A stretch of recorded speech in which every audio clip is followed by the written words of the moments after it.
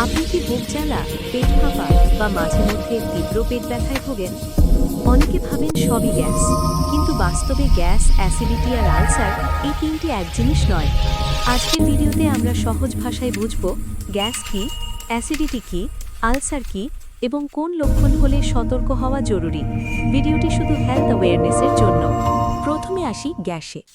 Gas হয় মূলত অতিরিক্ত বাতাস ঢোকা, হজম ঠিকমতো না হওয়া, বেশি তেল মশলা খাওয়া, দ্রুত খাওয়া বা কথা বলতে বলতে খাওয়ার কারণে।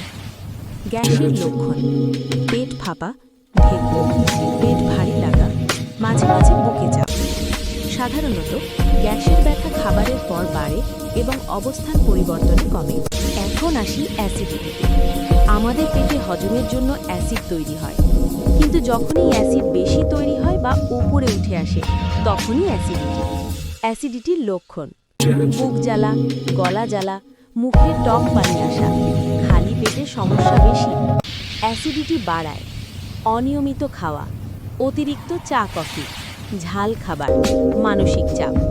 অ্যাসিডিটি অনেক দিন চললে সমস্যা আরও বাড়তে পারে। সবচেয়ে গুরুতর হল আলসার। আলসার মানে পেটের ভেতরের আবরণে ক্ষত তৈরি হয়।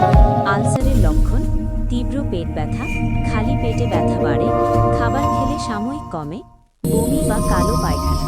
গুরুতর লক্ষণ: আলসার হলে নিজে নিজে ওষুধ খাওয়া বিপজ্জনক।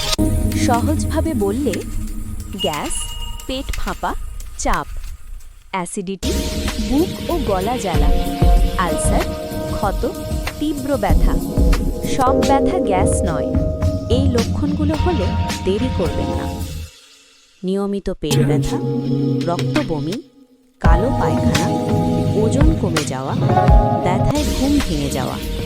কিছু সাধারণ অভ্যাস: সময় মতো খাওয়া, অতিরিক্ত ঝাল এড়ানো, ধীরে খাওয়া, পানি বেশি পান করা, স্ট্রেস কমানো। এই ভিডিওটি যদি উপকারে আসে, লাইক দিন, সাবস্ক্রাইব করুন, কমেন্টে জানান আপনি কোন সমস্যায় ভুগছেন। ধন্যবাদ।